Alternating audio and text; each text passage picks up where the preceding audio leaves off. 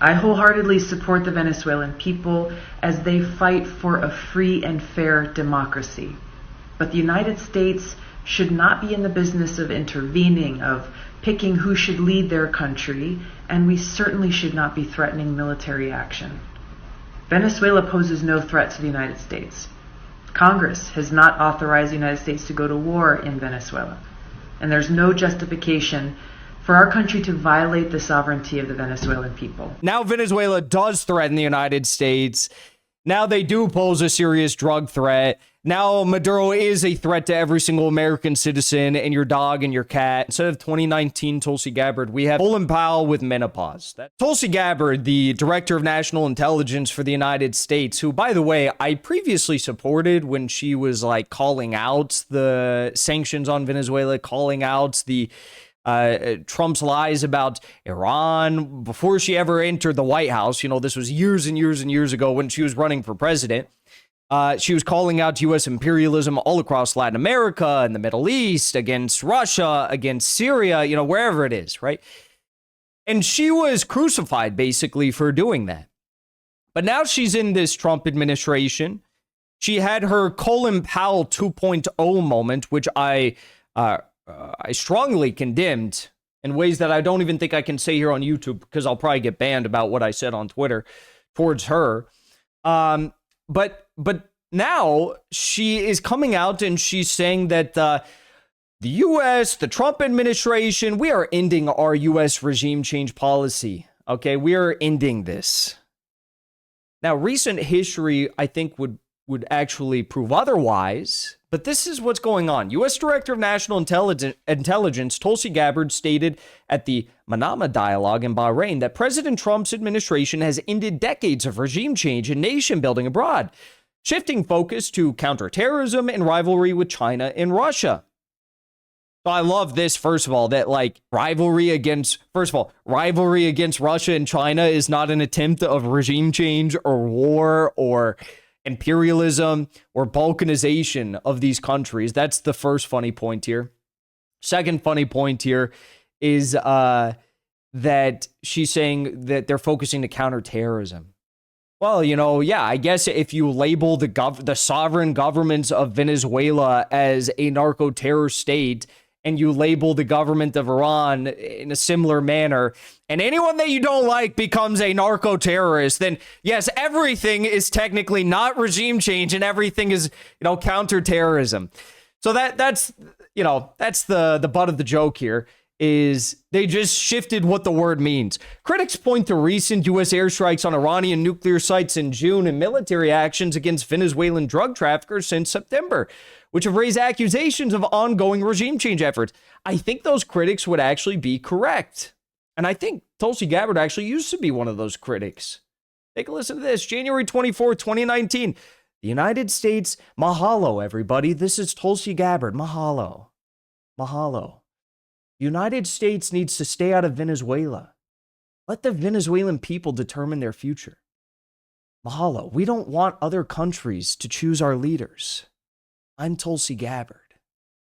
I'm in Hawaii right now. So we have to stop trying to choose theirs.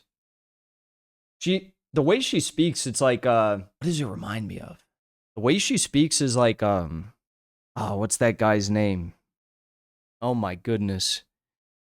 He's always in films with Bill Murray, and he's got like the crooked nose. She's like the U.S. Army woman version of him. Owen something? What is that guy's name? He was in the movie with the golden retriever. What is his name? Mahalo. We need to stop the imperialism against Venezuela. And here's Tulsi, not too long ago, saying the U.S. should not be in the business of intervening in Venezuela. Tulsi, what change? What change is now Venezuela is a quote-unquote narco-terror state, so they get to do the regime change now. Take a listen to what she said back then. The United States has a disastrous history of military intervention and regime change around the world, which has brought suffering to millions of people. It's bankrupted our country, dishonored our troops, and it's undermined our national security. We must end this policy now before we get into yet another military conflict, this time in Venezuela. Now, President Trump and his administration have already instituted heavy sanctions on Venezuela. They've doubled down on their position that all options are on the table. I wholeheartedly support the Venezuelan people as they fight for a free and fair democracy. But the United States should not be in the business of intervening, of picking who should lead their country, and we certainly should not be threatening military action. Venezuela poses no threat to the United States. Congress has not authorized the United States to go to war in Venezuela, and there's no justification for our country to violate the sovereignty of the Venezuelan people. Now, the reality is that threats of U.S. military action and regime change in Venezuela is undermining ongoing efforts to convince North Korea to give up their nuclear weapons program. You catch that? That's an interesting point. In 2019, there was a lot of fear over the war threats against Venezuela because it was destabilizing efforts to lobby North Korea to denuclearize.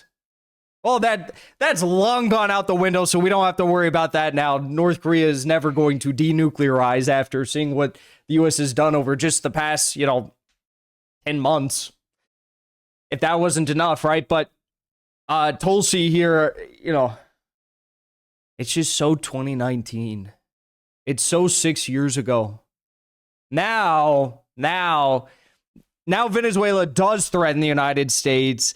Now they do pose a serious drug threat. Now Maduro is a threat to every single American citizen and your dog and your cat.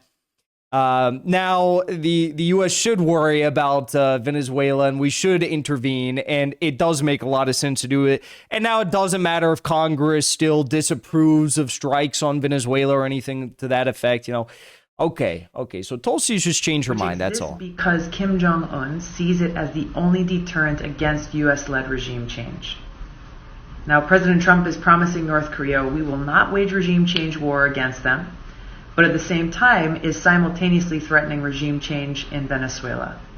North Korea is going to look at President Trump's actions, not at empty promises.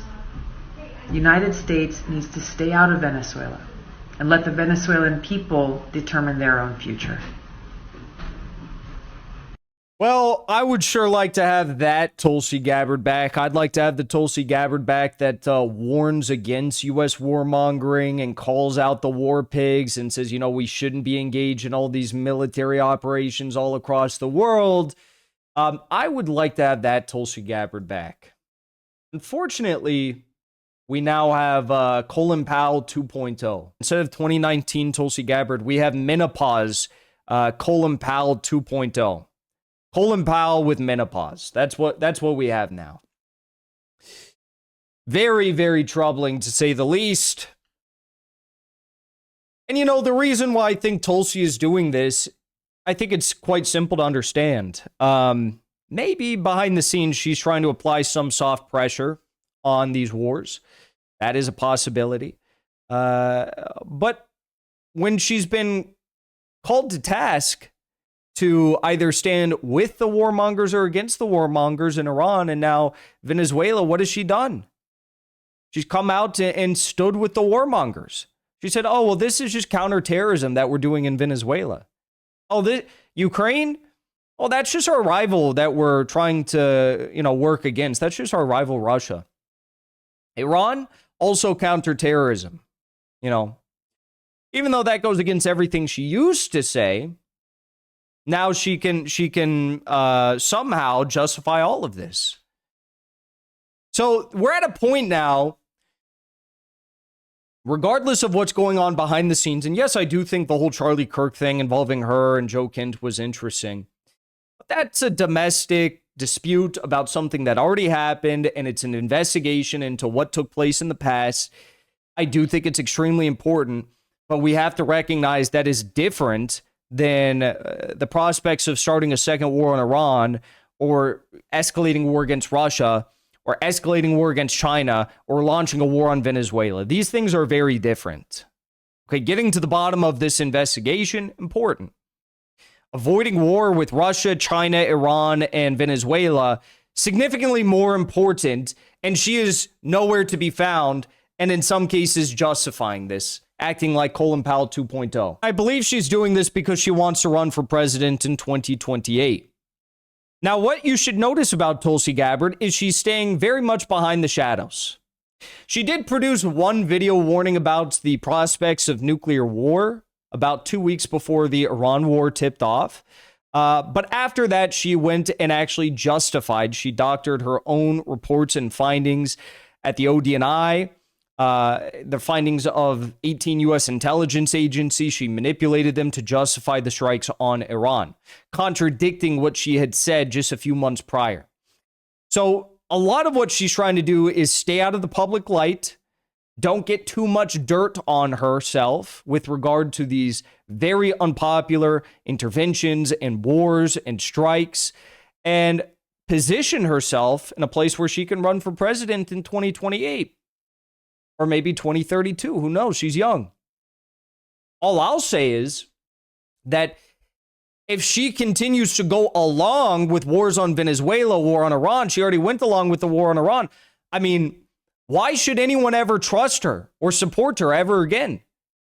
Either they've got significant dirt on her, blackmail. She actually holds these opinions that we should be waging these wars, or she's trying to run for president, or hey, maybe all three of those things. Why should we ever support you? If she doesn't resign before a war on Venezuela or a second war on Iran, why should anyone ever support you ever again? I already think no one should support her based on what she said during the first Iran war. I already think that. But especially looking at what is coming down the pipe. Now, maybe she can somehow manipulate the intelligence situation to the point where we avoid a war in Iran, avoid a escalation against Russia and China, and avoid a war on Venezuela. In that case, I say hats off to her. But if it's clear that we're 24 hours away from going to war with Venezuela and she does not resign and protest, you get the picture. Never to be trusted, never to be heard out, never to be supported, never to be taken seriously in any capacity, at any role, ever again. Even if she wants to be town councilor of Honolulu, no one should ever take her seriously ever again.